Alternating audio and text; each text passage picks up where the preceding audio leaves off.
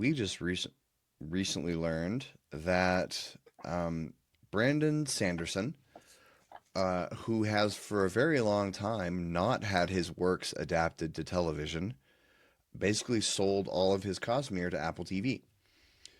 And he is where is it? Where does it say about the deal is rare, where he will get control over screen translations, be the architect. He'll write, produce, and consult, and will have approvals. That's Hmm. more than Rowling or George R.R. got over their series, which is pretty incredible. And that makes me happy because sometimes when you see great works get handed off to other people, those other people think they know better and they make changes to those works.